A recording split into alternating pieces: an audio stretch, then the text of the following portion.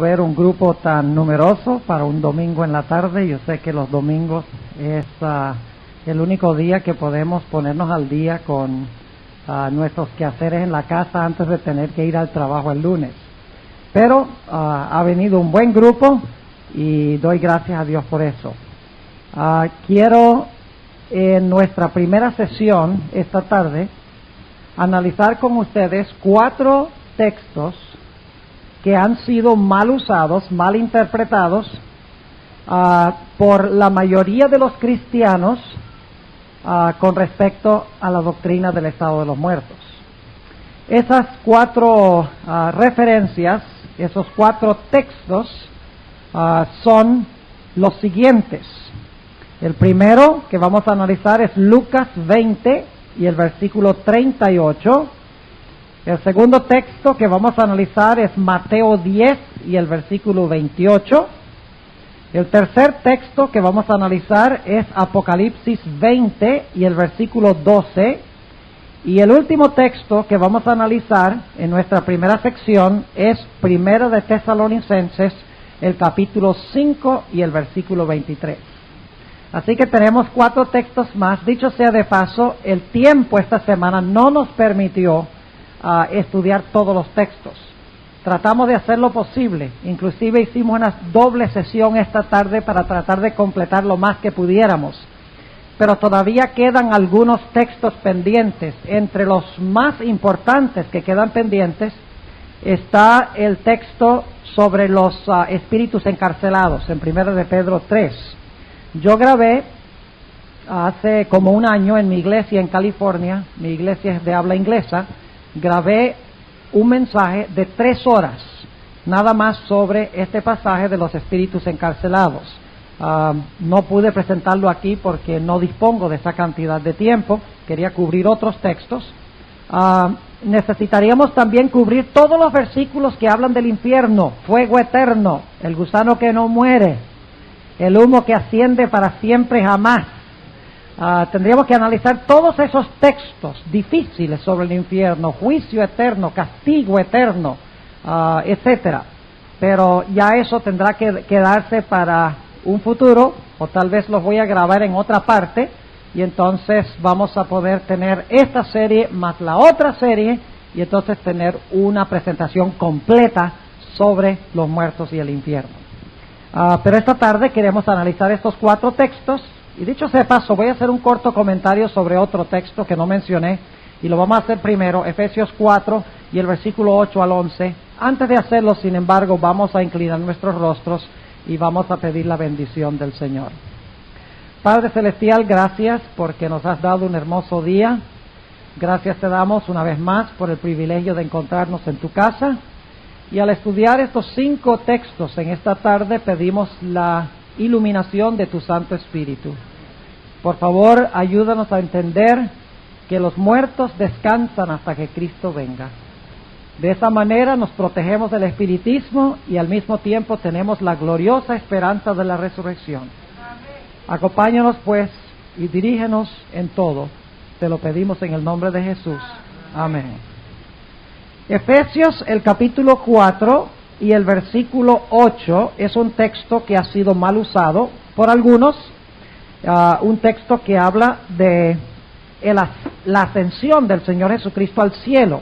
Voy a leer Efesios el capítulo 4 y el versículo 8, dice lo siguiente: por lo cual dice, subiendo a lo alto, llevó cautiva la cautividad y dio dones a los hombres. Aquí está hablando de Jesús que ascendió a su Padre y dio dones a los hombres. ¿Recuerdan cuándo fue que Jesús dio dones a los hombres?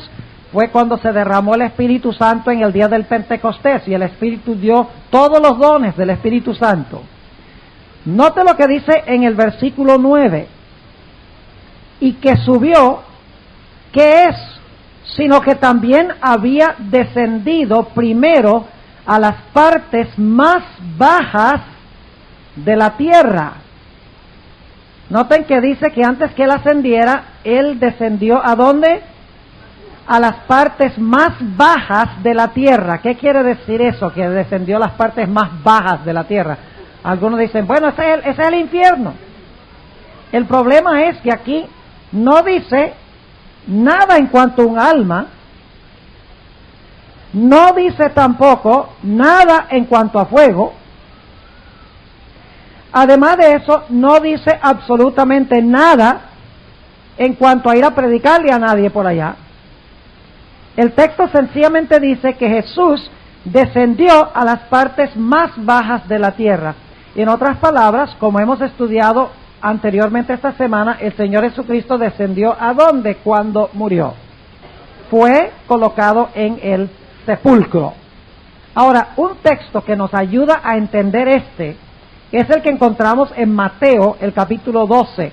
Vayan conmigo a Mateo, el capítulo 12, y vamos a leer el versículo 40, la famosa señal de Jonás.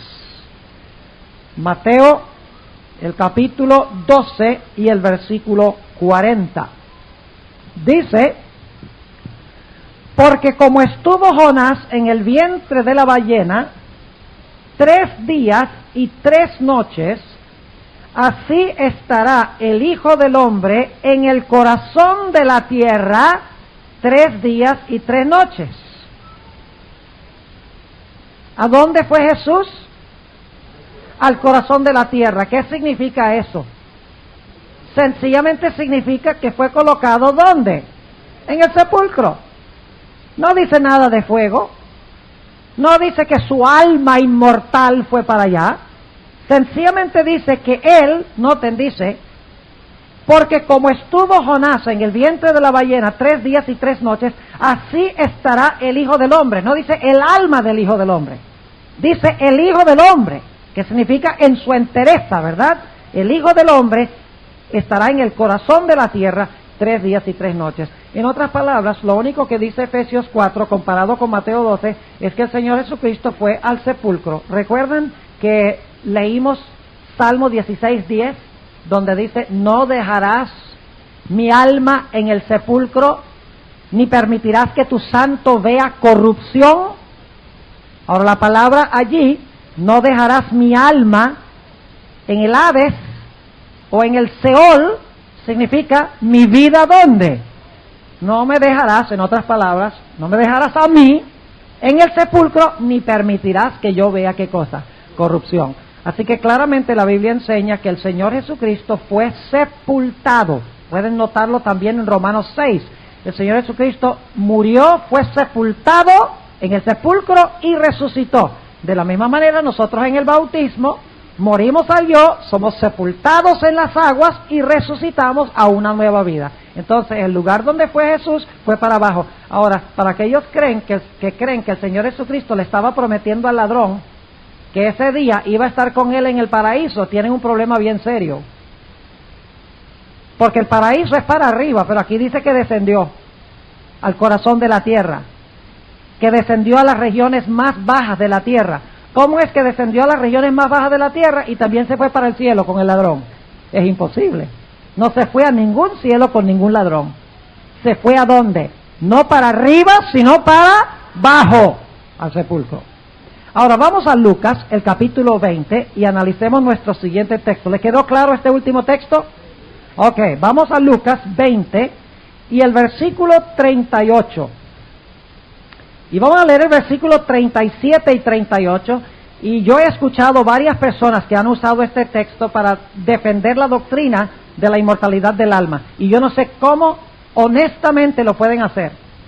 Porque es una violación tan abierta del texto que cualquier persona que nada más tenga un poquito de inteligencia entiende que esto no está hablando de la inmortalidad del alma, en ningún sentido de la palabra. Y se los voy a mostrar.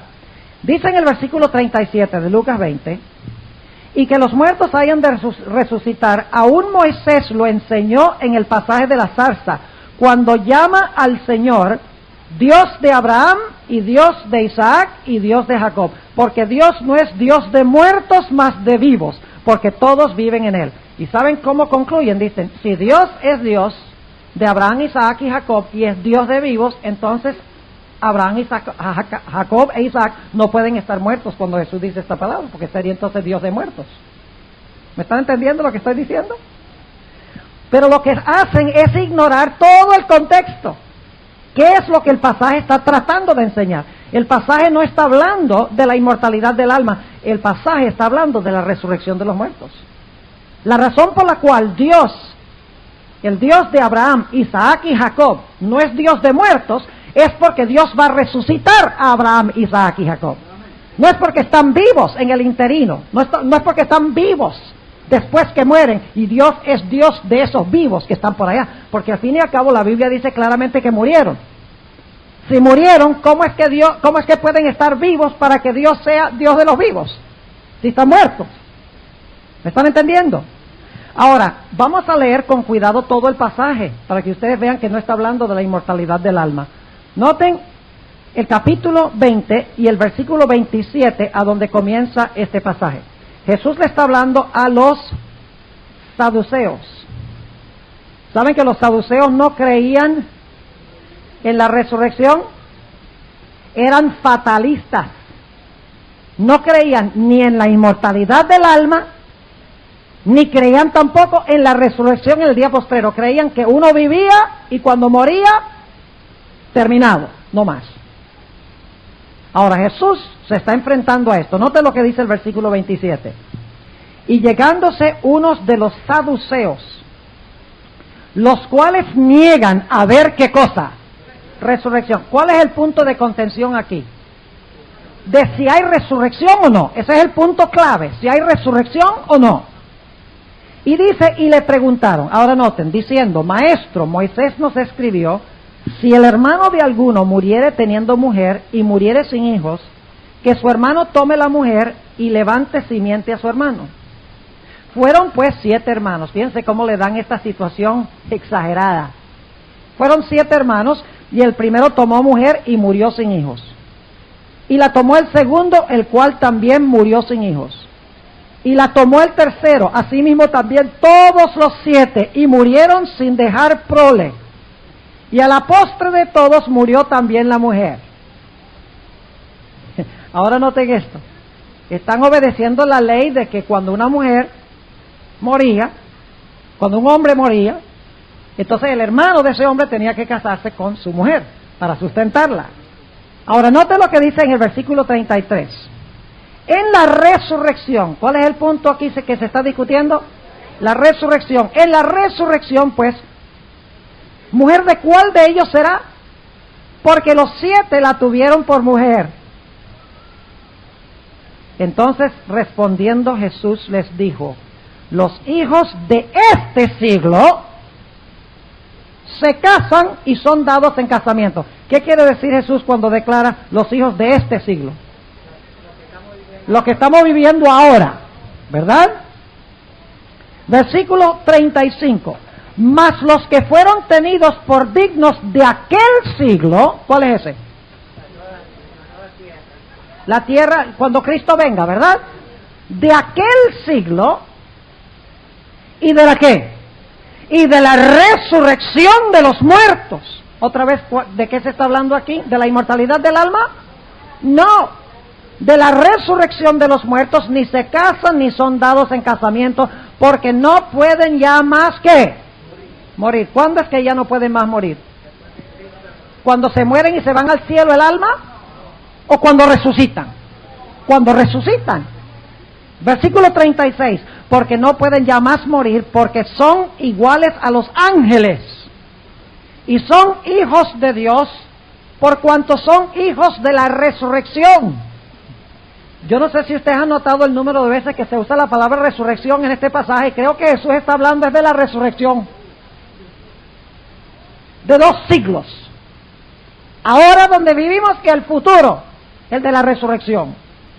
Y luego dice en el versículo 37, y que los muertos hayan de resucitar. Ahora escuchen, y que los muertos hayan de resucitar, aún Moisés lo enseñó. Ahora, ¿por qué se va a usar Abraham, Isaac y Jacob como ejemplo? ¿Para mostrar que se fueron al cielo cuando se murieron o para mostrar que van a resucitar? El texto es claro.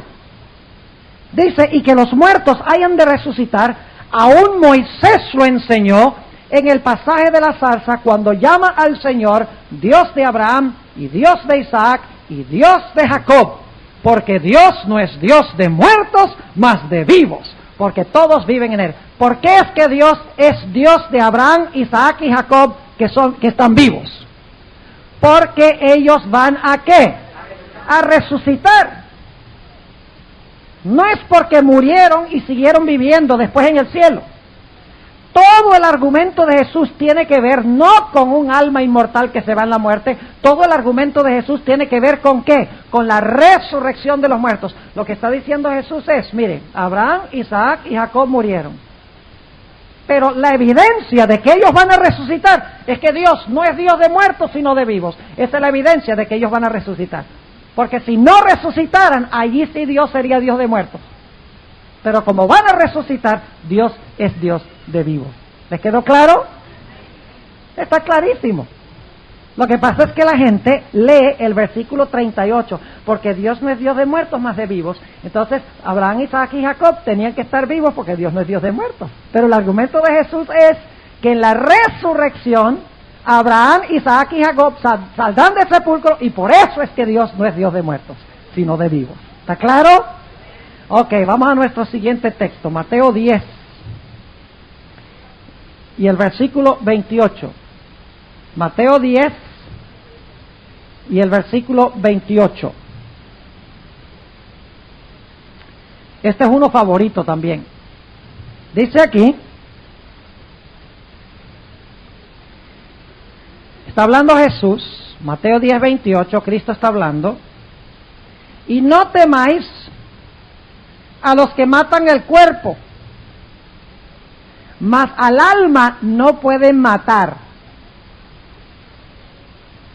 Pregunto, según Jesús, ¿hay gente en este mundo que puede matar el cuerpo pero no puede matar el alma?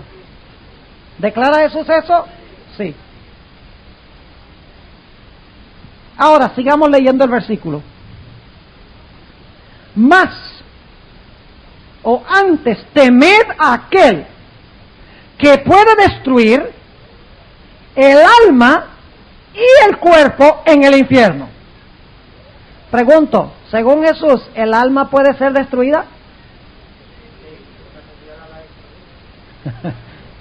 Sí, porque dicen, el alma es inmortal, no puede ser destruida. Pero Jesús dice, teme el que puede destruir cuerpo y alma. Es decir, que el alma es destructible. Lo único es que el hombre no puede destruir el alma, solo puede destruir el cuerpo. Ahora, ¿qué fue lo que quiso decir Jesús con esto? Bueno, tenemos que mirar el contexto. Les voy a decir qué es lo que está enseñando Jesús y luego se lo voy a comprobar con varios versículos antes y después de este. Cuando Jesús dice, no temas al que puede matar el cuerpo, está diciendo, no temas al que te puede quitar la vida ahora. El que te puede quitar tu vida física, presente. Teme más bien a aquel que te puede quitar la vida eterna. Cuerpo y alma. Es decir, tu existencia eterna. Está hablando de dos modus vivendi. El primer modus vivendi es nuestra vida actual. Que nos maten ahora, eso es solo matar ¿qué cosa? El cuerpo, pero no es quitarnos nuestra vida eterna futura. Lo que está diciendo es, teme al que te puede matar ahora y te puede también quitar la vida eterna. Ahora, ¿cómo sabemos eso? Vamos a leer el versículo 26, para que ustedes vean. Versículo 26. Así que no los temáis, porque nada hay encubierto que no haya de ser manifestado, ni oculto que no haya de saberse. ¿Cuándo es que se van a saber las cosas que están ocultas? Al fin del tiempo, ¿no es cierto? Ahora, note lo que dice, empezando en el versículo 16, vamos un poquito antes. Aquí Jesús te está hablando a los discípulos y dice, he aquí yo os envío como a ovejas en medio de lobos. Sed pues prudentes como serpientes y sencillos como palomas. Y guardaos de los hombres, porque os entregarán en concilios y en sus sinagogas os azotarán. Y aún a príncipes y a reyes seréis llevados por causa de mí, por testimonio a ellos y a los gentiles. Mas cuando os entregaren, no os apuréis por cómo o qué hablaréis, porque en aquella hora os será dado qué habéis de hablar. Porque no sois vosotros los que habláis, sino el Espíritu Santo de vuestro Padre que habla en vosotros. Y ahora escuchen, y el hermano entregará al hermano a la muerte, y el padre al hijo, y los hijos se levantarán contra padres y los harán morir. Eso es matar, ¿qué cosa? Eso viene inmediatamente antes. ¿Es matar qué? El cuerpo. Versículo 22. Y seréis aborrecidos de todos por mi nombre, mas el que soportare hasta el fin, este será salvo. ¿Lo captan? No teman si los van a matar ahora. Persevera hasta qué? Hasta el fin y serás qué?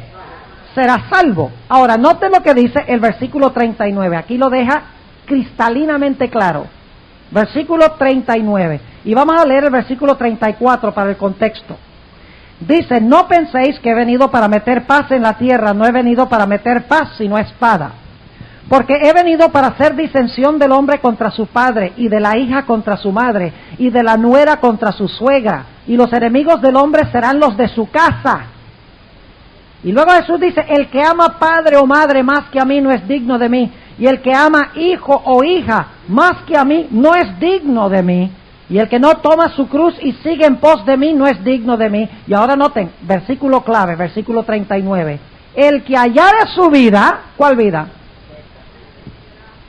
Cuando vienen a perseguirte, tú renuncias a la fe, ¿qué pasa? Tú hallas tu vida. ¿Pero qué va a pasar? La perderá. ¿Cuál es la que va a perder? La eterna.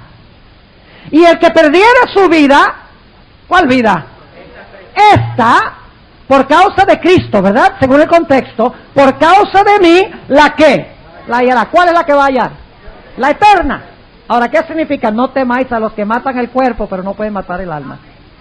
Quiere decir, según el contexto, no temas al que te puede quitar la vida ahora. Padres, hijos, amigos, sea lo que sea, dice, por causa de mí, te quitan la vida ahora, te matan el cuerpo, pero no te pueden quitar la vida eterna. Más bien, tenle miedo al que te puede quitar la vida ahora y te puede quitar la vida también después. ¿Está claro? Ahora, para que quede absolutamente clarísimo, sin una duda, si no lo entiende todavía, vamos al pasaje paralelo en Lucas 12. Lucas 12, 4 y 5. Yo doy gracias a Dios de que hay más que un evangelio. Porque cuando comparamos los evangelios, otro evangelio nos ayuda a entender lo que está en Mateo. Lucas, se encuentra un pasaje paralelo. Lucas 12 y el versículo 4 y 5. Jesús está hablando, el mismo concepto, mas os digo, amigos míos, no temáis de los que matan el cuerpo y después no tienen más que hacer. ¿Está claro? ¿Por qué después no tienen más que hacer?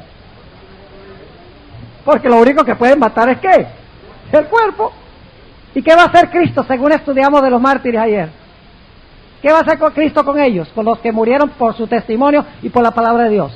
Los va a resucitar. ¿Pueden los que los mataron impedir que Cristo los resucite y les dé vida eterna? No. Entonces, ¿qué hay que tener miedo que una persona nos mate el cuerpo?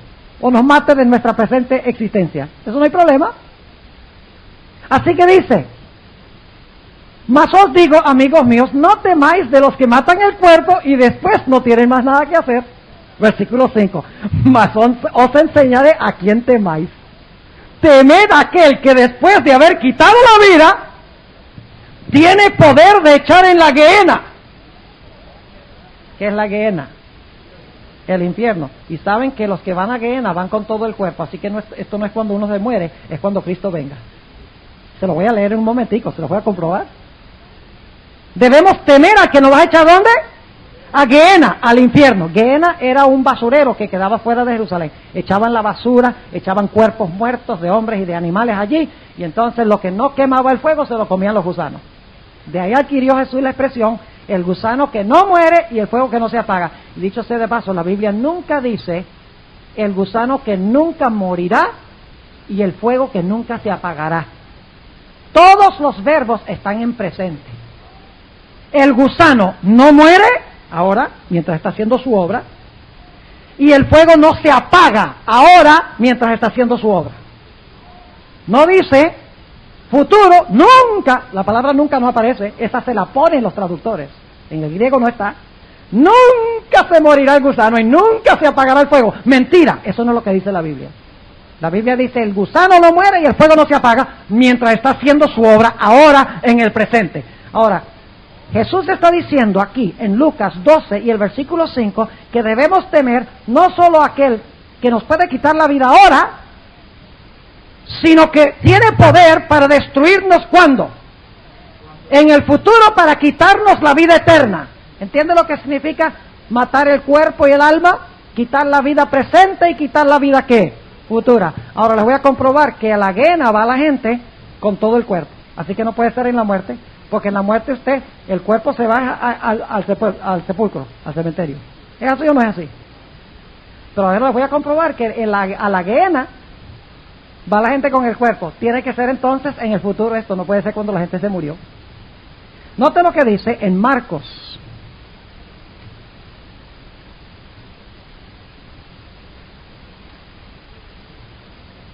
Marcos, el capítulo 9. Y el versículo 43. Y si tu mano te escandalizare, córtala. Mejor te es entrar a la vida manco que teniendo dos manos ir a la gehenna, al fuego que no puede ser apagado. Ahora noten que no dice que nunca se apagará, dice que no puede ser apagado. ¿Qué significa eso? Fuego que no puede ser apagado.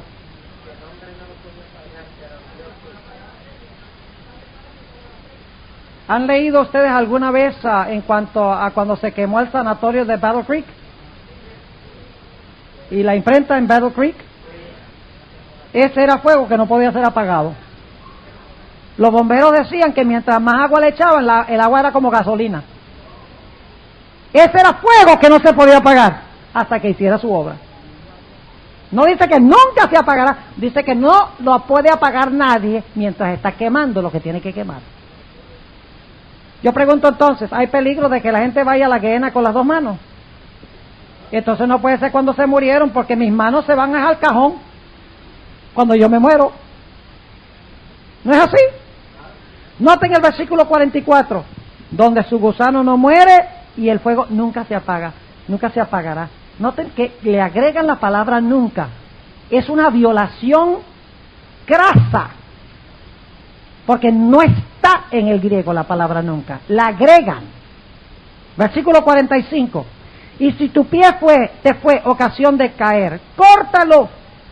Mejor te es entrar a la vida cojo, que teniendo dos pies, ser echado en la gehenna, al fuego que no puede ser apagado, donde el gusano de ellos no muere y el fuego, y ahora agregan otra vez la palabrita que no está en el griego, nunca se apaga.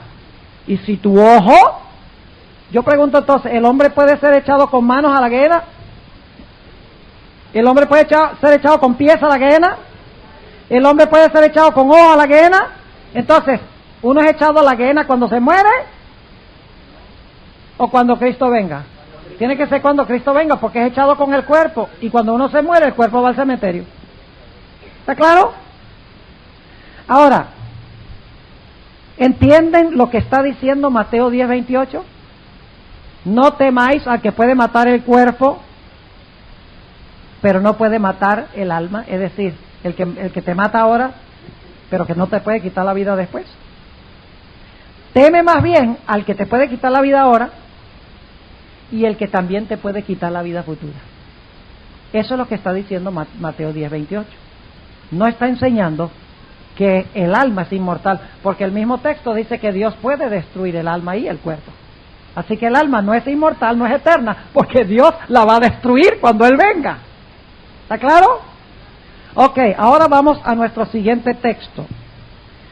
Vamos a Apocalipsis, el capítulo 20, y esto nos va a tomar un poquito más de tiempo, Apocalipsis 20, y vamos a analizar el versículo 12, Apocalipsis 20 y el versículo 12. Y para analizar este texto necesitamos analizar todo Apocalipsis 20 y Apocalipsis 21, y vamos a hacerlo brevemente esta tarde, pero quiero leerles primero este texto, Apocalipsis 20 y el versículo 12.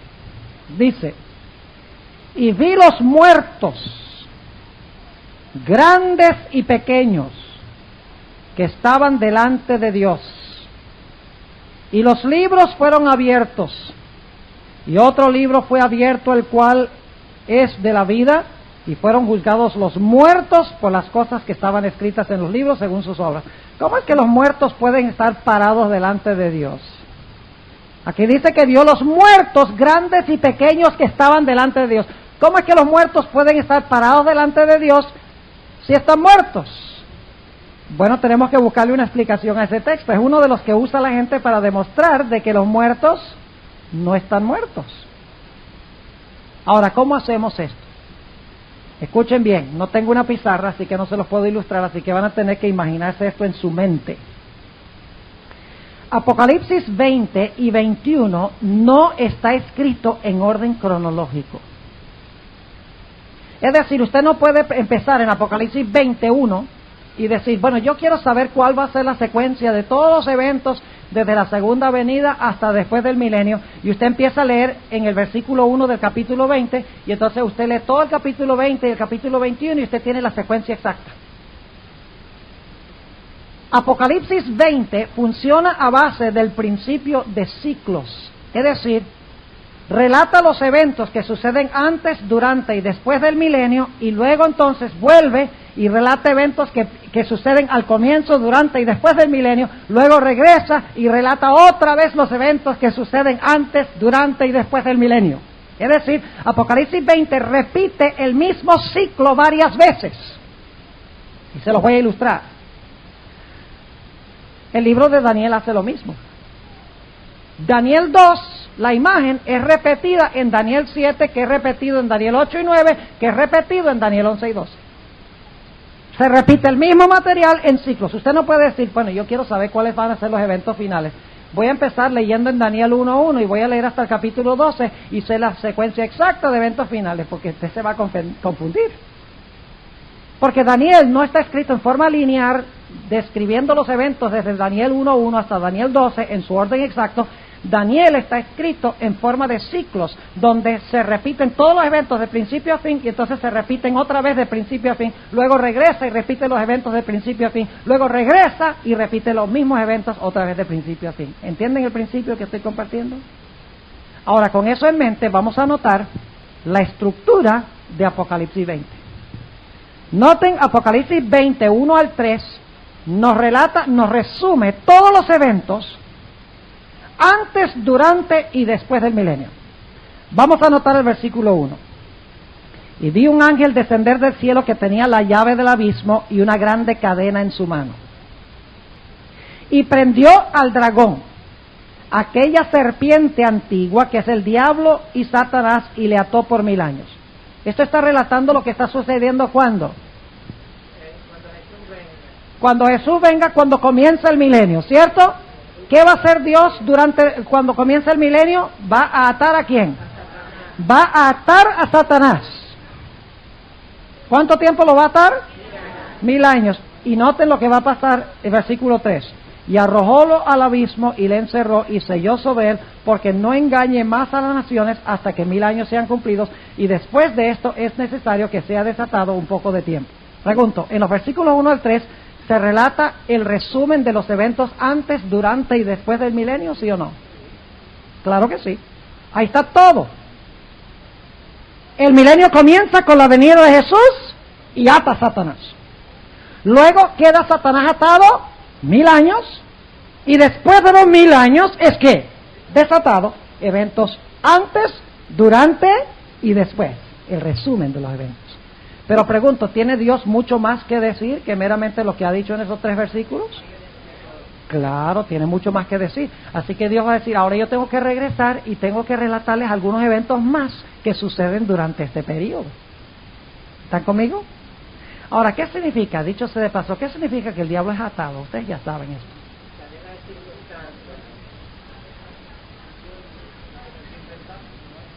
¿Por qué no tiene a nadie a quien tentar?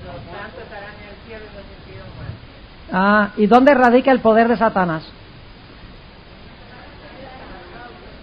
¿Cuánto poder tendría Bill Clinton si en los Estados Unidos no vive nadie? ¿Cuánto poder tiene un general si no tiene ejército? El problema con el diablo es que el diablo durante los 1000 años es un general sin ejército. Y por lo tanto está ¿qué? Atado. Cuando los impíos están muertos, el diablo está sin poder. Cuando los impíos resucitan, el diablo recupera su poder porque recupera a su gente. ¿Está claro? Así que lo que relata Apocalipsis 21 al 3, al principio del milenio, desciende Cristo, ata a Satanás cuando comienza. Queda amarrado 1000 años porque todos los impíos están muertos. Vamos a ver eso en un momento. Al final de los 1000 años, los impíos ¿qué? Resucitan porque Satanás es desatado y recupera su poder. Ahora, noten lo que dice el versículo 4. Vuelve otra vez a hablar ahora de los santos. Y va a empezar con el comienzo del milenio. ¿Qué pasa con los santos? Ve, ya nos ha dicho qué pasa con el diablo. Ahora dice, pero un momentico, yo no le he dicho lo que va a pasar con los santos. Así que yo voy a volver y voy a empezar otra vez a hablar de eventos al principio del milenio. ¿Están conmigo o no? Versículo 4.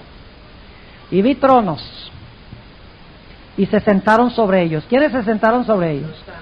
Los santos, ya lo vamos a ver. Y les fue dado juicio. ¿A quiénes les fue dado juicio? A los santos. ¿De juzgar a quién? A los impíos. ¿Y a quiénes más? A Satanás y sus ángeles. 1 Corintios 6 y el versículo 1 al 3.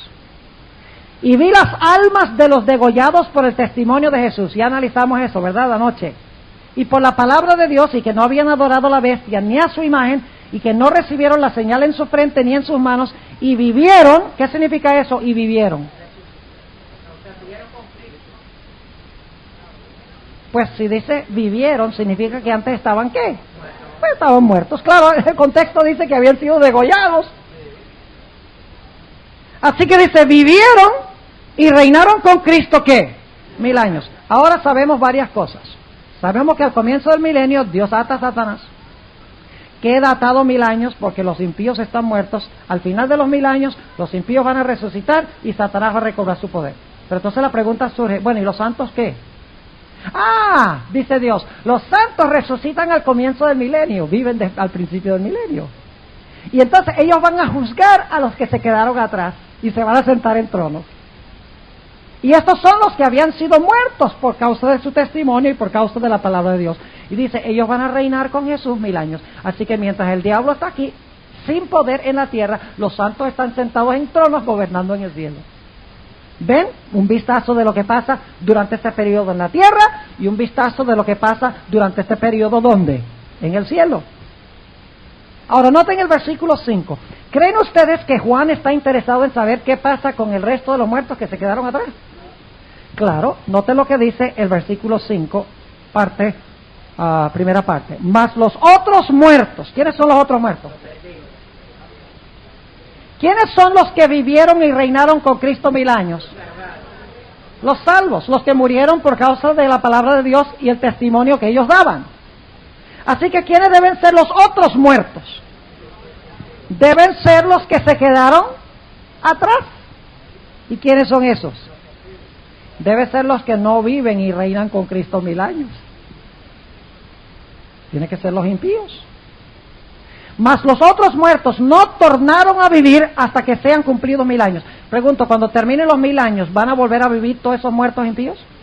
No olviden eso, es un detalle supremamente importante para contestar la pregunta de Apocalipsis 20:12 que acabamos de hablar. Ahora noten el versículo 6. Bienaventurado y santo el que tiene parte en la primera resurrección. ¿Quiénes son los que resucitan en la primera resurrección, según el versículo 4? Los santos que dieron testimonio positivo y que obedecieron la palabra de Dios, ¿correcto? Bienaventurado y santo el que tiene parte en la primera resurrección. La muerte segunda no tiene potestad en ellos. Ahora vamos a parar un momentico allí. Presten atención. Estas cosas no son fáciles de explicar, son complicadas, pero quiero que las entiendan. ¿Cuándo es la primera resurrección? ¿Y quiénes resucitan en ella? Dice aquí, bienaventurado y santo el que resucita en la primera resurrección. ¿Gobiernan con ellos 1000 años? ¿Con Cristo en el cielo? Sí.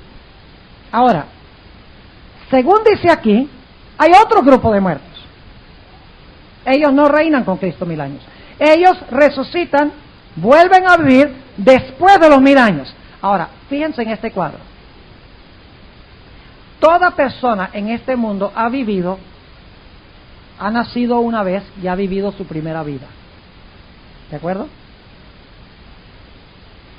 Ahora, cuando la gente muere, ¿cuál muerte es esa? La primera. Pero la Biblia dice que va a haber una muerte segunda. ¿Están conmigo? Vivieron, nacieron de su mamá, vivieron su vida, murieron su primera muerte. ¿Qué va a pasar con los hijos de Dios que murieron su primera muerte? Van a participar de la primera resurrección. Ahora, yo pregunto, ¿los impíos también nacieron de su mamá y vivieron su primera vida? Antes que Cristo venga, ¿sufrieron la primera muerte? ¿Cuándo resucitan ellos? Después de los 1000 años. Ahora, usted no tiene que ser un rey Salomón en inteligencia para entender que la muerte segunda siempre es después del milenio, lo cual significa que los impíos tienen que resucitar después del milenio a su segunda vida para poder sufrir la segunda muerte. ¿Están conmigo o no? Levante la mano si está claro. Ve, tremendos alumnos tenemos aquí. Ahora fíjense, voy a repetirlo porque es crucial para lo que vamos a analizar en el versículo 12. La razón por la cual la gente interpreta mal la Biblia, ellos le abren la Biblia a usted y le dicen, versículo 12, vi los muertos, grandes y pequeños, que estaban delante de Dios. No, sí está clarito. Ahí están los muertos parados delante de Dios. Y se quedan ahí. Pero usted no puede hacer eso. Usted tiene que ver lo que viene antes, lo que viene después. Tiene que mirar palabras, contexto, estructura literaria para entender lo que está tratando de enseñar, o si no va a caer en error. Ese es el problema hoy en día con las iglesias. Lo que quiere la gente es ir y tener un cha-cha-cha por 1 hora. Y baile y canto y panderetas y tambores y emoción y lenguas y tanta cosa. Y cuando salen, no saben nada más que lo que sabían cuando entraron. Lo que quieren es que el pastor se levante, lea un versículo y especule 1 hora sobre ese versículo y dé sus opiniones. Yo no estoy aquí para dar mis opiniones, porque mis opiniones no salvan. Lo que salva es la palabra de Dios. Ahora noten. Los santos nacieron de su mamá, vivieron su primera vida. Antes que Cristo venga, menos los que están vivos cuando Cristo venga, mueren. ¿Cuál muerte? La primera muerte. Cuando Cristo venga, ¿participan en qué? La primera resurrección. Y entonces van a vivir ¿qué? Para siempre. Ahora, los impíos es diferente. Los impíos nacieron de su mamá, viven su primera vida. Cuando Cristo venga, mueren su primera muerte. En la segunda resurrección, después del milenio, los otros muertos no tornaron a vivir sino hasta que los 1000 años fueran cumplidos. Ellos resucitan ¿a cuál vida? A su segunda vida. ¿Está claro? Y luego son juzgados, vamos a ver eso en unos momentos, y entonces sufren ¿qué cosa? La muerte segunda, de la cual no hay resurrección. Ahora volvamos otra vez a Apocalipsis 20 y el versículo 6. Bienaventurado y santo el que tiene parte en la primera resurrección. La segunda muerte no tiene potestad en estos. Entonces, ¿sobre quiénes tiene potestad la segunda muerte? Sobre los malos. Antes serán sacerdotes de Dios y de Cristo y reinarán con Él 1000 años. ¿Quiénes van a reinar con Él 1000 años? Los bienaventurados y santos. ¿Y qué va a pasar con los impíos? No tornan a vivir hasta que los 1000 años son cumplidos. No se levantan a su segunda vida, sino hasta después de los 1000 años, para luego sufrir la muerte segunda. Ahora, noten el versículo 7. Pregunto, ¿ha descrito Juan eventos que suceden ahora al comienzo de los 1000 años otra vez? En el versículo 4, con los santos. ha descrito eventos que suceden durante los 1000 años, reinan 1000 años, juzgan 1000 años, ¿verdad? Ha regresado otra vez los primeros 3 versículos, ha dado el resumen general, luego en el versículo 4 dice, le voy a decir algo en cuanto a los santos, y entonces quiero que noten que otra vez, ahora llega al punto de hablar de lo que pasa otra vez al final de los 1000 años, pero le agrega detalles. Los 1000 años fueron cumplidos, pero ya hablo de eso, ¿no? ¿No dice en el versículo 3, después de los 1000 años es necesario que sea desatado un poco de tiempo? Entonces, ¿para qué habla de eso de nuevo? ¿Qué está haciendo? Está volviendo para describir lo mismo y alcanzando el mismo clima. Versículo 7, cuando los 1000 años fueren cumplidos, Satanás será suelto de su prisión. ¿Qué significa eso, será suelto de su prisión? El versículo 5 dice, mas los otros muertos no tornaron a vivir cumplidos 1000 años. Es decir, el hecho de ser desatado tiene que ver con la resurrección de los otros muertos, según Apocalipsis 20. Los adventistas no inventan esto, está clarito en el texto. Versículo 8. Y saldrá para engañar las naciones. ¿De dónde salieron esas naciones? Pues ¿tiene usted que ser súper inteligente para entender eso? No. Y saldrá para engañar las naciones que están sobre los 4 ángulos de la tierra, a Gog y a Magog, a fin de congregarlos para la batalla, el número de las cuales es como la arena del mar. Está agregando estos detalles que no vimos en el resumencito, que después del milenio es necesario que sea desatado un poco de tiempo. Ahora está dando más detalles. Versículo 9. Y subieron sobre la anchura de la tierra, y circundaron el campo de los santos y la ciudad amada. Ahora, escuchen bien, ¿a dónde está la ciudad amada? En Apocalipsis 29. ¿Ya bajó del cielo? ¿Ah, no? ¿Cómo los impíos la van a poder rodear si no bajó? Bajó, la nueva, está en la tierra, en Apocalipsis 29. Claro que sí, porque los impíos, ¿qué? La circundan, según esto. Ahora, recuerden ese detalle, porque es muy importante. Versículo 9. Y subieron sobre la anchura de la tierra y circundaron el campo de los santos y la ciudad amada, y de Dios descendió fuego del cielo y los devoró. Pregunto, ¿habla aquí de la destrucción de los impíos que están alrededor de la ciudad? Claro que sí. Y va a hablar también de la destrucción del diablo. Versículo 10. Y el diablo que los engañaba fue lanzado en el lago de fuego y azufre, donde está la bestia y el falso profeta, y serán atormentados día y noche para siempre y jamás. Ahora, esa es una de las expresiones que no pudimos estudiar, pero en realidad para siempre en la Biblia significa mientras algo exista. Podría leerles muchos textos, no vamos a tratar de resolver este asunto ahora. Ahora, pregunto, cuando llegamos al capítulo 20 y el versículo 10, después del milenio, ¿los impíos son destruidos al circular la ciudad? ¿Sí o no? Claro que sí. ¿El diablo y sus ángeles son destruidos al circular la ciudad? Claro que sí. ¿Y a dónde está la ciudad? Está en la tierra. Pero ahora vamos a tener un problemita. Noten el versículo 11. Versículo 11, todavía no han sido destruidos los impíos. ¿Están captando el punto? El versículo 11, ahora los impíos todavía... Acabamos de leer que los impíos fueron devorados y Satanás y sus ángeles echados al lago de fuego. Pero ¿cómo es posible eso si no han sido juzgados todavía? Noten el versículo 11. Y vi un gran trono blanco. ¿Dónde estaba ese trono blanco? La sierva de Dios dice que está encima, en lo más alto de la Nueva Jerusalén. Está ese trono.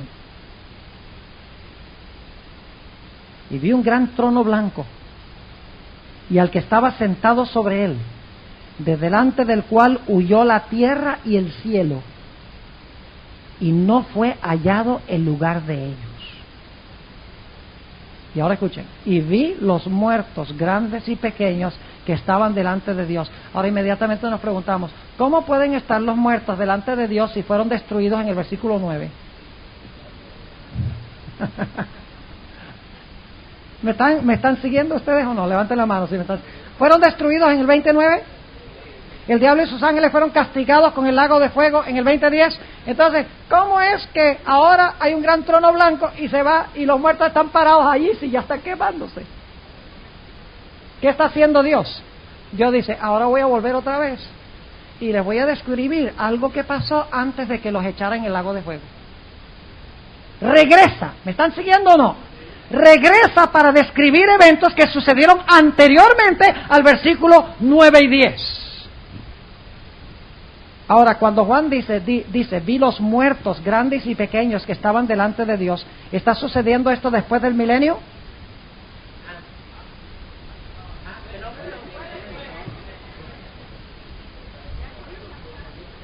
¿Cuándo son juzgados los hijos de Dios? Ahora. Los santos. ¿Quiénes son estos muertos que son juzgados aquí? El contexto lo dice, esto está hablando de eventos después del milenio. Son los impíos. Ahora yo pregunto, ¿estos individuos en realidad se están apareciendo ante Dios muertos? ¿Por qué Juan dice, vi los muertos grandes y pequeños que estaban delante de Dios? Porque él lo está conectando con el versículo 5, donde dice, los otros muertos no tornaron a vivir, sino hasta que los 1000 años fueran cumplidos. ¿Están conmigo? No están muertos porque dice la Biblia que al terminar los 1000 años resucitan. Así que lo que él quiere decir es, estos son los muertos, los otros muertos que no tornaron a vivir, ahora están apareciéndose ante ¿qué? Ante el trono de Dios. Ahora sigamos leyendo. Y vi los muertos, grandes y pequeños, que estaban delante de Dios, y los libros fueron abiertos. Y otro libro fue abierto, el cual es el de la vida. Y fueron juzgados los muertos por las cosas que estaban escritas en los libros según sus obras. ¿Quiénes son estos que están siendo juzgados? Los perdidos. ¿Están vivos cuando están siendo juzgados? No.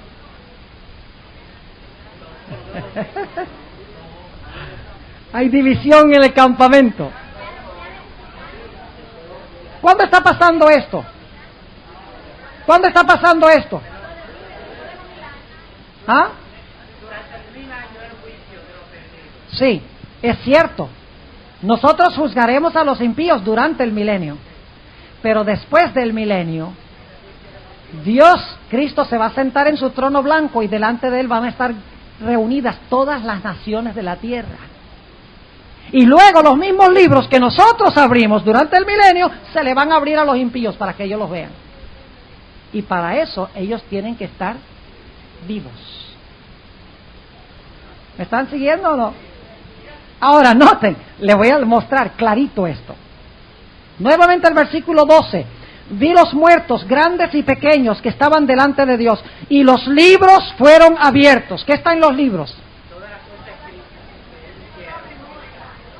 Ese es el disquete, el registro de sus vidas, la fotocopia. Sí. Bueno, hay dos según esto. El libro de la muerte ese es otro. Esos fueron escritos en el libro de la muerte durante el milenio, pero no vamos a entrar en eso, vamos a quedarnos con lo que dice el texto en sí. Y vi los muertos, grandes y pequeños, que estaban delante de Dios, y los libros fueron abiertos. Ahora se van a mostrar sus vidas, ¿cierto? Y otro libro fue abierto, el cual es el de la vida. ¿Qué está en el libro de la vida? Los nombres de los que van a ser salvos. Es decir, los libros tienen el registro de todas las vidas de los impíos. El libro de la vida tiene todos los nombres de los que se salvaron, de los que están en la ciudad. Ahora inmediatamente nos preguntamos, ¿por qué es que Dios le va a mostrar a los impíos que estuvieron muertos, que ahora resucitan? Lo vamos a ver en el versículo 13. ¿Por qué es que Dios les va a mostrar los libros y los nombres, y va a abrir el libro de la vida? Ajá, lo vamos a ver clarito. Es decir, Dios abre los libros y le dice, mire la vida de ustedes. ¿Cómo les parece? Van a ver que la vida fue un desastre. Y luego Dios va a abrir el libro de la vida y va a decir, ¿dónde está el nombre de ustedes? ¿Está aquí? ¿Está aquí el nombre suyo? No, no está. ¿Y por qué no está? Por lo que acabamos de mirar en los libros. ¿Están conmigo o no? Y entonces Dios va a presentar ese famoso panorama por encima de la ciudad. ¿Saben dónde la Biblia habla de ese panorama que comenta la hermana White en el conflicto de los siglos? Donde habla que se va a mostrar toda la pasión de Cristo, cómo fue maltratado, cómo fue la cruz. Dios cargó nuestros pecados sobre Él para que aceptándolo pudiéramos ser salvos. ¿Saben dónde está eso? Eso está en Filipenses 2. Donde dice, por lo cual Dios le ensalzó a lo sumo. Y le dio un nombre que es sobre todo nombre, para que en el nombre de Jesús se doble toda rodilla y toda lengua de los que están en el cielo y de los que están en la tierra y de los que están debajo de la tierra.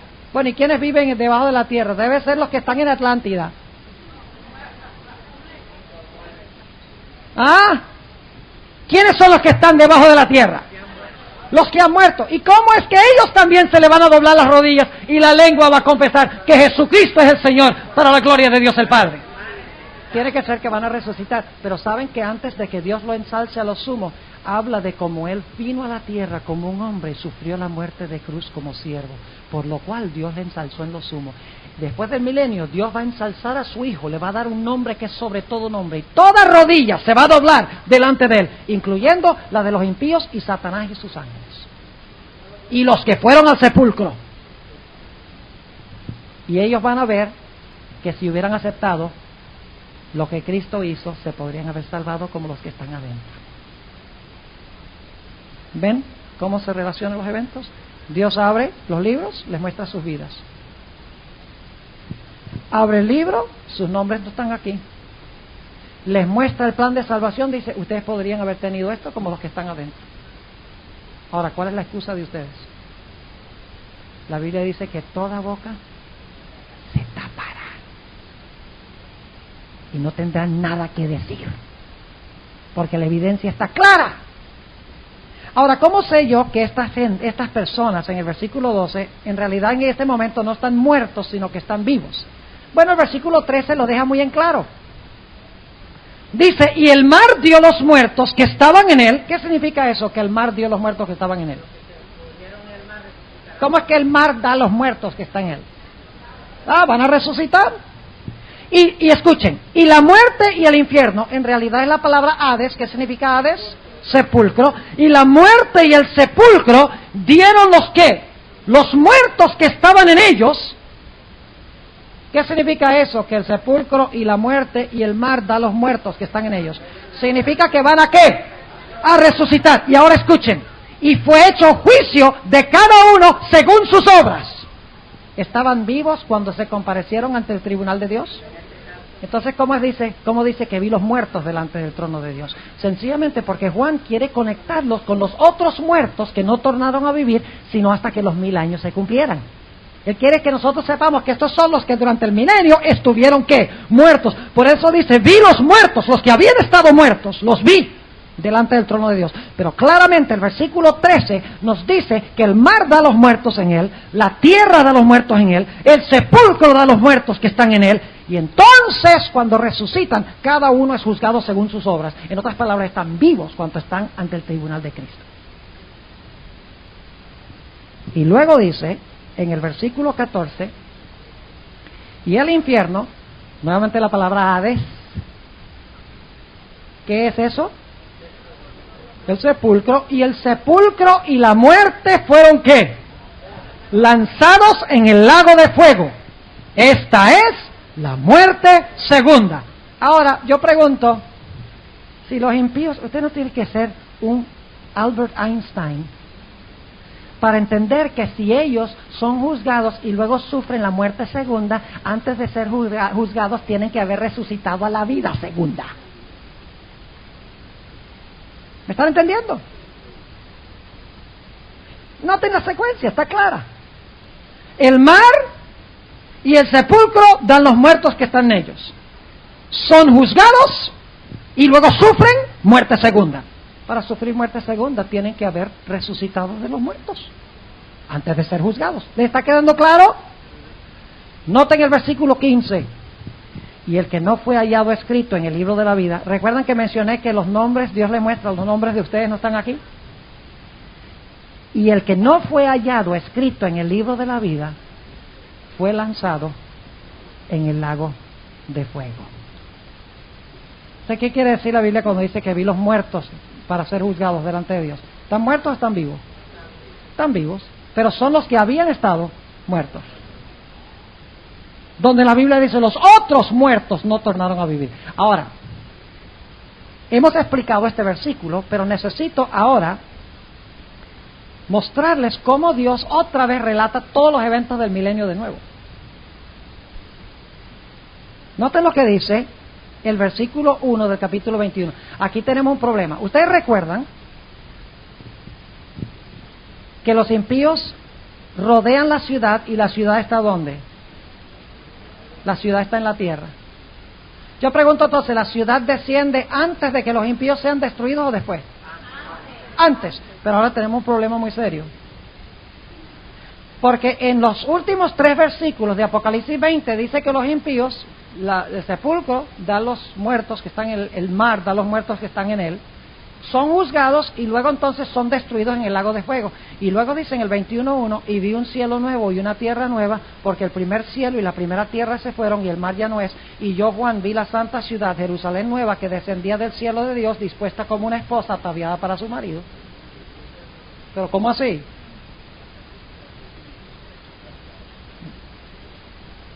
Entonces cuando los impíos son destruidos, la ciudad no había descendido todavía. ¿Ah? Aquí dice, son echados en el lago de fuego, el que no estaba en el libro de la vida, después de ser juzgado. Luego dice, ve un cielo nuevo y una tierra nueva, y luego ve descender la santa ciudad, la nueva Jerusalén. Y entonces inmediatamente usted dice, pero ¿cómo así? Escuchen. El capítulo 21 y el versículo 1 es el clímax del capítulo anterior. En realidad, la Biblia no está dividida en capítulos y versículos originalmente por los autores, sino por los traductores, donde ellos creen que deben ir los capítulos. En realidad, el capítulo 21 y el versículo 1 debe ser parte del capítulo 20. Es decir, después que los impíos son destruidos en el lago de fuego, Juan ve un cielo nuevo, una tierra nueva, porque el primer cielo y la primera tierra se fueron y el mar ya no es.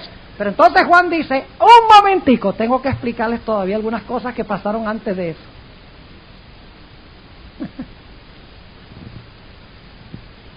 Y así es que en el versículo 2 dice, voy a empezar ahora, dice, no voy a empezar antes del milenio, ni voy a empezar durante el milenio, ahora voy a empezar con lo que sucedió después del milenio. Voy a empezar con cuando descendió la ciudad. ¿Están conmigo? Versículo 2. Y yo, Juan, vi la santa ciudad. Esto es antes de que Dios haga un cielo nuevo y una tierra nueva. Y yo, Juan, vi la santa ciudad, Jerusalén nueva, que descendía del cielo de Dios, dispuesta como una esposa ataviada para su marido. Y oí una gran voz del cielo que decía, he aquí el tabernáculo de Dios con los hombres, y morará con ellos, y ellos serán su pueblo, y el mismo Dios será su Dios con ellos. Y limpiará Dios toda lágrima de los ojos de ellos, y la muerte no será más, y no habrá más llanto, ni clamor, ni dolor, porque las primeras cosas son pasadas. Y el que estaba sentado en el trono dijo, he aquí yo hago todas las cosas nuevas. ¿Cómo así que yo hago todas las cosas nuevas? ¿Acaso en el 21:1 no la hizo? ¿Qué está haciendo? Está regresando para repetir lo que sucede cuando desciende la ciudad después del milenio, antes de ser destruidos los impíos. Se los voy a comprobar. Versículo 5. Y el que estaba sentado en el trono dijo, he aquí yo hago nuevas todas las cosas. Y me dijo, escribe, porque estas palabras son fieles y verdaderas. Y díjome, hecho es, yo soy Alfa y Omega, el principio y el fin. Al que tuviere sed, yo le daré de la fuente de agua de vida gratuitamente. Y el que venciere, poseerá todas las cosas, y yo seré su Dios, y él será mi hijo. Y ahora escuchen esto, versículo 8, el clímax otra vez. Mas a los temerosos e incrédulos, a los abominables y homicidas, a los fornicarios y hechiceros, a los idólatras y a todos los mentirosos, su parte será en el lago ardiendo con fuego y azufre, que es la muerte segunda. Otra vez la muerte segunda. ¿No vimos eso en el capítulo 20, en el versículo 14 y 15? ¿Qué está haciendo Juan? Nuevamente, empezando en el versículo 2, él habla desde cuando desciende la ciudad y dice qué va a pasar con los que están adentro. Y luego otra vez concluye hablando de lo que va a pasar con los que están afuera. ¿Les quedó claro? Levanten la mano si les quedó claro lo que estudiamos aquí. Si no, consigan el cassette y repásenlo, con Biblia en mano. Veo que casi todos levantaron la mano. Ven cómo Apocalipsis no se puede leer de principio a fin, como si hubiera una secuencia de eventos de Apocalipsis 1:1 hasta Apocalipsis 22. No se puede leer así, porque el libro de Apocalipsis está estructurado a base de repetición. Ahora vamos a nuestro último texto de esta primera sección, que es Primera de Tesalonicenses, el capítulo 5 y el versículo 23. Primera de Tesalonicenses, el capítulo 5 y el versículo 23, otro de esos textos que son bien favoritos de los que creen en la inmortalidad del alma. Dice allí, Primera de Tesalonicenses 5 y el versículo 23, y el Dios de paz os santifique en todo, para que vuestro espíritu y alma y cuerpo sea guardado entero sin reprensión para la venida de nuestro Señor Jesucristo. Ahora lo que dicen es, fíjense que aquí dice clarito que el hombre tiene espíritu, alma y cuerpo.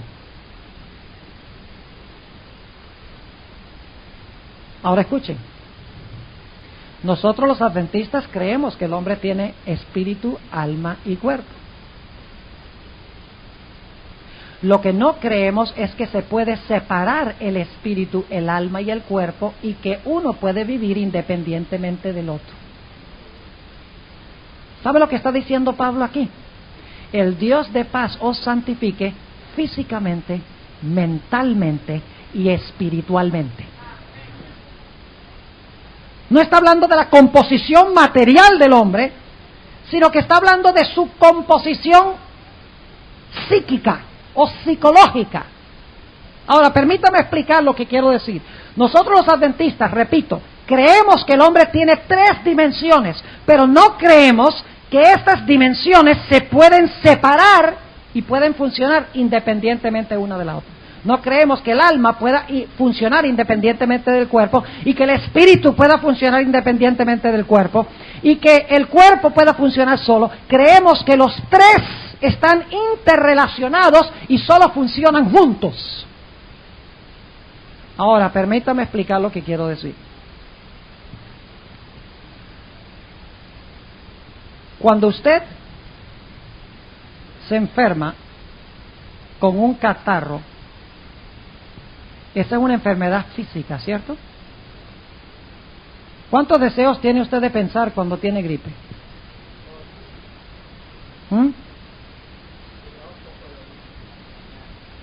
Muy poco. ¿Cuántos deseos siente de ir a la iglesia? Cuando está acatarrado, pero terrible. No tiene ni alientos para eso. Pregunto entonces, ¿este problema físico afecta su mente? ¿Y afecta su espiritualidad? Claro que sí. Los 3 están, ¿qué? Interrelacionados. Déjenme darles otro ejemplo. ¿Cuántos de ustedes han tratado de darle un estudio bíblico a un borracho?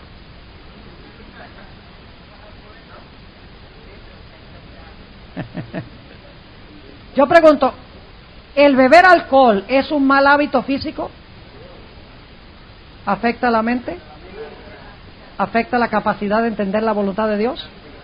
Entonces, ese hábito físico no solamente afecta lo físico, sino afecta lo mental y también lo espiritual. Los 3 se interrelacionan. Lo que afecta el cuerpo afecta la mente, afecta la naturaleza espiritual. Lo que afecta la naturaleza espiritual afecta la mente y afecta el cuerpo. ¿Saben ustedes que la mente puede enfermar el cuerpo? La sierva de Dios dice que el 90% de las enfermedades tienen su origen en la mente. Es más, déjenme leerles un par de citas del Espíritu de Profecía aquí para que entiendan un poquito mejor este asunto. El libro La Educación, página 191. La Educación, página 191. Note lo que dice la sierva del Señor.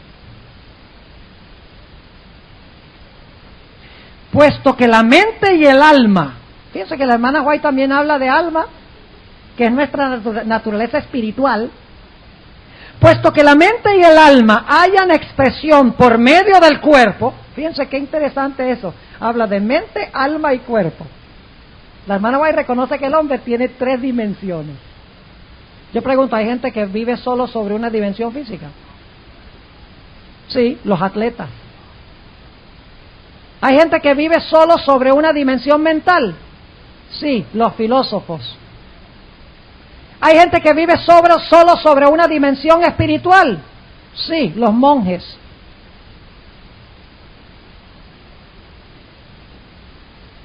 Pero ¿qué dice la sierva de Dios?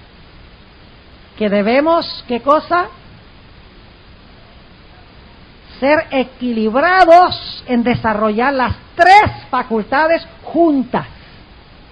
Dice que la hermana White habla de 3 partes del hombre, 3 dimensiones: mente, alma y cuerpo. Sigue diciendo, puesto que la mente y el alma hay en expresión por medio del cuerpo, tanto el vigor mental como el espiritual dependen en gran parte de la fuerza y actividad físicas. Todo lo que promueva la salud física promueve el desarrollo de una mente fuerte y un carácter equilibrado. Cuerpo, mente y carácter, que es nuestra facultad espiritual, el carácter que desarrollamos. Sigue diciendo,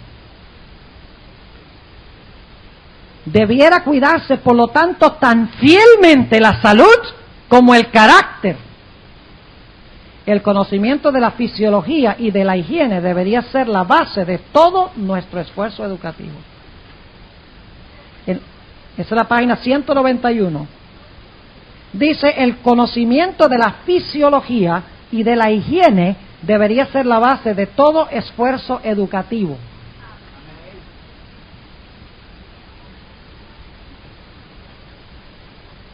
Estamos fallando ahí, tremendamente fallando en nuestras instituciones educativas. ¿Y por qué la hermana White enfatiza tanto la salud física? Porque como ella ha dicho, si su salud física no es buena, su salud mental y espiritual tampoco será. Porque su mente y su naturaleza espiritual dependen de un cuerpo. Sigue diciendo en la página 193, escuchen esto, se debería dar realce a la influencia que tienen la mente sobre el cuerpo y el cuerpo sobre la mente. Escuchen esto, el poder eléctrico del cerebro, aumentado por la actividad mental, vitaliza todo el organismo y de ese modo es una ayuda inapreciable para resistir la enfermedad. Debería explicarse bien este punto. También se debería mostrar el poder de la voluntad y la importancia del dominio propio, tanto en la conservación como en la recuperación de la salud. El efecto depresivo y hasta ruinoso, escuchen esto, de la ira, el descontento, el egoísmo o la impureza, y por otra parte el maravilloso poder vivificador que se encuentra en la alegría, la abnegación y la gratitud. ¿Saben ustedes que la hermana White dice que el mejor remedio para mentes y cuerpos enfermos es la obra misionera? Sí, señor. La obra misionera es el mejor remedio para mentes y cuerpos enfermos. Porque cuando usted le trae gozo y felicidad a otros, eso trae sanidad a su propio cuerpo. Tremendo. Ahora, ¿cuántos de ustedes después de comerse un almuerzo bien grande y suculento el sábado, sienten deseo de sentarse a oír un sermón? ¿Ah? Ustedes saben que no. Y si se sientan, están de acuerdo con todo lo que dice el predicador.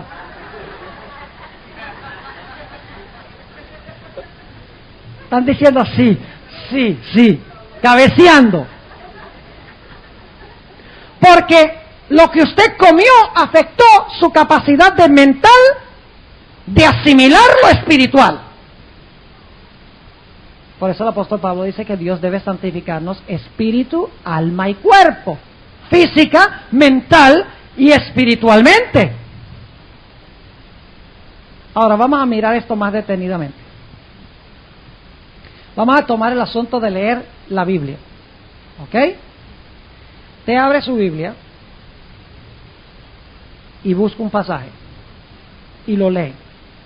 Yo pregunto, ¿el acto de leer la Biblia es una actividad fisiológica? ¿Necesita usted un cuerpo para leer la Biblia? ¿Ojos? Ah, pero algunos dicen, no, pero no, si no tiene ojos puede usar braille. Los punticos, sí, pero necesita tacto. Sin oído y sin ojos y sin tacto, forget it. El acto de leer es un acto fisiológico. Usted no puede leer la Biblia sin un cuerpo. Ahora yo pregunto, cuando usted lee la Biblia, ¿por dónde va eso? Eso entra por su ojo, a través del nervio óptico, y va ¿a dónde? Y va a su cerebro. ¿Y qué hace el cerebro? Procesa lo que usted ha leído. Y luego saben lo que sucede con esa información que han leído de la Biblia.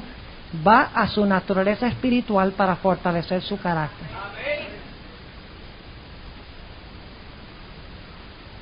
Leer la Biblia es un acto físico, mental y espiritual.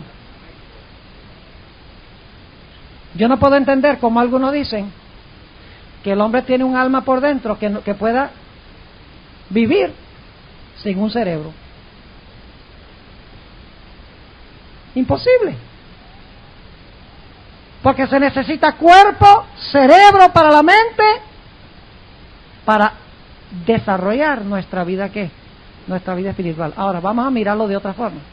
Usted tiene una de esas novelas baratas que venden por ahí. Una de esas novelas que enfatizan el sexo y la violencia y todas esas cosas, ¿ve? Entonces usted abre esa novela y usted la lee. ¿Es ese un acto fisiológico? ¿Leer la novela es un acto fisiológico? Sí, claro que sí.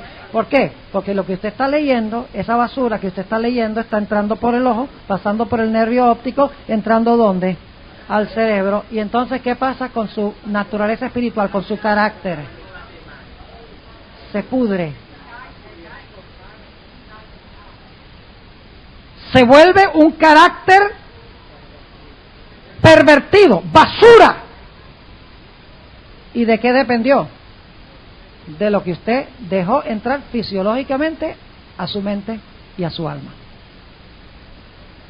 Entonces, ¿entienden lo que quiere decir el apóstol Pablo cuando declara el Dios de paz os santifica en todo, espíritu, alma y cuerpo? Significa que debemos cuidar el organismo físico, debemos edificar y alimentar con comida sólida nuestra mente y debemos también alimentar nuestra mente con comida sólida espiritual para que nuestro carácter se edifique sobre la roca. No está hablando nada de que el hombre tiene 3 partes separables, una de las cuales sale volando cuando uno se muere.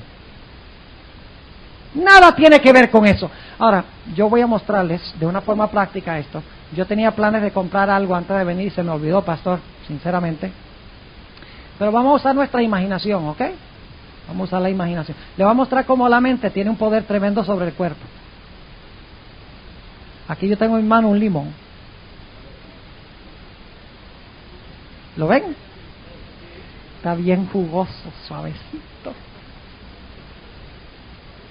Entonces ahora yo tengo un cuchillo imaginario. Estoy cortando el limón. Y ven el agüita que está saliendo cuando lo cortas. Y entonces ahora tengo mitad del limón en la mano y me voy a chupar el limón. ¿Qué está pasando ahora?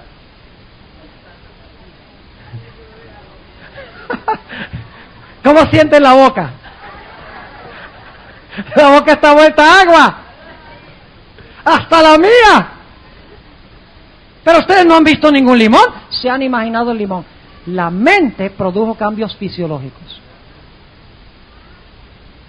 Y saben, como la mente cambia la fisiología afecta a la mente. Y lo que afecta su cuerpo y su mente, afecta también su espiritualidad. Ahora entienden un poco mejor lo que significa santificar enteramente espíritu, alma y cuerpo. No dice su espíritu que vive fuera del cuerpo y el alma inmortal. Sencillamente significa que debemos permitir que Dios santifique la totalidad de nuestro ser. Y quiero que noten, para terminar, un detalle muy interesante de este versículo. Primero de Tesalonicenses, nuevamente el capítulo 5 y el versículo 23, noten un detalle muy importante. Dice: y el Dios de paz os santifique en todo, para que vuestro espíritu y alma y cuerpo sea ¿qué? Guardado. ¿Qué es lo que está guardando Dios? Nuestro espíritu, nuestra alma y nuestro cuerpo. ¿Para qué? Para que cuando nos muramos salgamos volando al cielo. Fíjense que Dios reserva cuerpo, mente y espíritu. ¿Para cuándo? Sin reprensión, para la venida de nuestro Señor Jesucristo. Nos santifica ahora y nos guarda hasta allá. Quiere decir que no nos lleva cuando nos morimos. Nuevamente, como en todos los otros textos que hemos estudiado, la esperanza que tiene Pablo no es de irse al cielo cuando se muera. La esperanza es que Dios reserve su carácter, que ha sido formado en un cuerpo, que ha sido desarrollado con la mente, para aquel gran día devolverle al hombre un cuerpo inmortal e incorruptible, y devolverle su carácter, devolverle su personalidad, que fue santificada entera y totalmente durante su vida. Así que el que usa este texto para defender la inmortalidad del alma, sencillamente está violando abiertamente lo que la Biblia enseña. Ahora, hasta aquí vamos a tratar este tema de estos textos difíciles. ¿Le quedaron claros estos textos? Estos últimos textos, muy bien. Ahora, queremos tomar unos pocos minutos de break, y no vamos a tomar mucho tiempo porque ya es tarde. Lo que quisiera es que no se vayan muy lejos, y quiero decirles que nuestro segundo tema es un asunto crucial. No van a querer perderlo, no se vayan a la casa. Es nuestro último tema, quédense acá, porque es un tema muy muy importante, ustedes se van a dar cuenta, donde vamos a juntar todo lo que hemos estudiado durante el transcurso de la semana, y vamos a ver cuán importante es este tema que hemos analizado. Ahora, quisiera tener una palabra de oración, y después de la oración quiero hacerles un corto anuncio. Padre Celestial, te damos gracias porque en tu palabra y con la ayuda del Espíritu de profecía, estas cosas que confunden a muchos quedan absolutamente claras. Te damos gracias porque tú nos has hecho una unidad. Nos has hecho espíritu, alma y cuerpo en un solo ser que necesita ser santificado para tu venida. Santifícanos, Señor, y ayúdanos a llenar nuestras mentes y a cuidar nuestros cuerpos y a llenar nuestro espíritu, nuestra vida espiritual, de lo que realmente edifica. Gracias, Señor, por escucharnos y por respondernos, en el nombre de Jesús. Amén. Después que terminé de presentar este tema, vino alguien a hablar conmigo para preguntar por qué razón no dije nada en cuanto a la última partecita de Apocalipsis, el capítulo 20 y el versículo 5. Y quiero hacer una explicación, la razón por la cual no hice ningún comentario en cuanto a esa frase. Es más, la dejé de leer, es porque no teníamos tiempo de tratar con el problema, pero ya que alguien me preguntó, quiero tomar esta oportunidad para hacer una corta explicación. En realidad, la última frase o la última oración de Apocalipsis 20 y el versículo 5 pertenece con la última parte del versículo 4.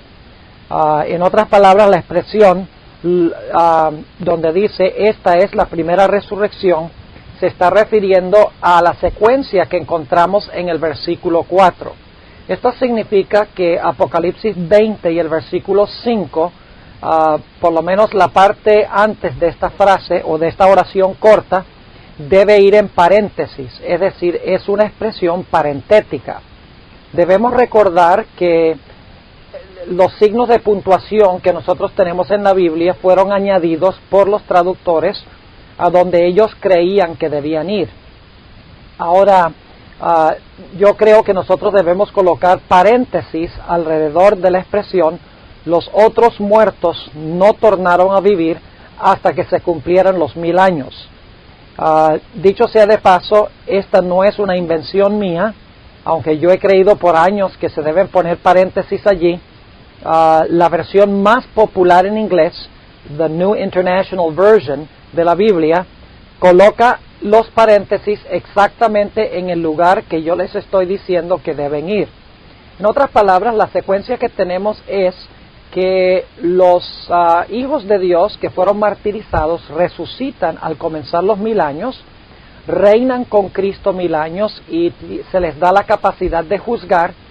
Y la última partecita del versículo 5 dice, esta es la primera resurrección, es decir, los que salen a reinar con Cristo 1000 años y a juzgar son los que resucitan en la primera resurrección. Pero Juan tiene curiosidad de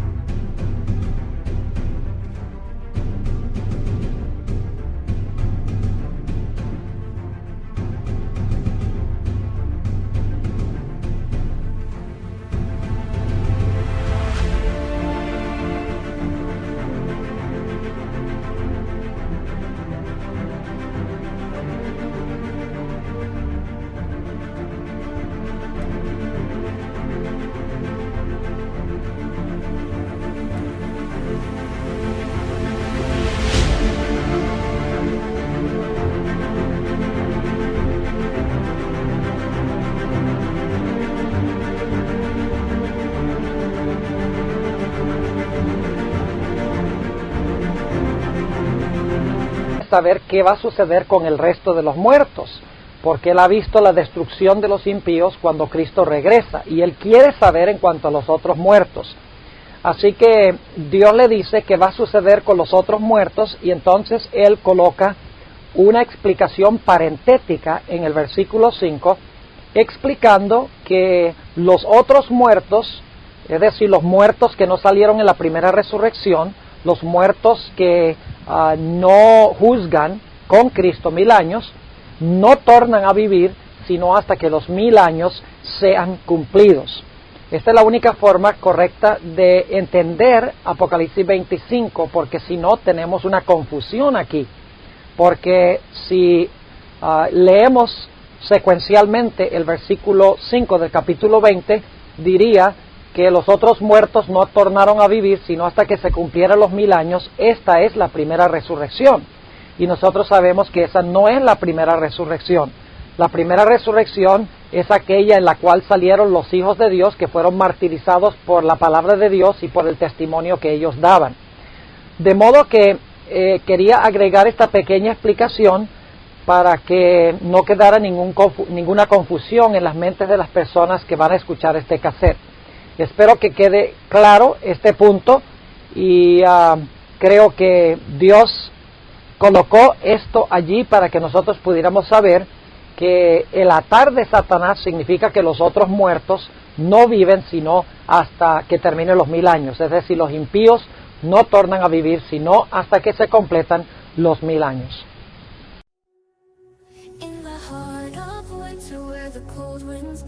Snowflakes dance in silence in the moon's soft glow. The world is wrapped in a blanket of white. In the still of the night, everything feels right. Frost on the window, a crystal display. Whispers of winter in a gentle sway. Beneath the starlit sky, our breath takes flight. In this cold winter's night, our hearts ignite. Cold winter, oh so bright and clear. Holding you close, feeling you near. In the chill of the night, our love is warm. Through the frost and snow, we weather the storm. Footsteps in the snow, path we tread through the icy chill, where dreams are led. The fires warm glow, a welcome sight in the depth of winter. The each note a brushstroke of emotion, painting hues of every shade. The female vocals breathe life into a song that won't fade. Deep within the music's embrace, I find solace in this space, where the lyrics intertwine with the beats of time. As the music evolves and shifts, I surrender to its gift. An experimental journey where the deep meets the sea. Deep within the music's embrace, I find solace in this space, where the lyrics intertwine with the beats of time. The final chord fades away in the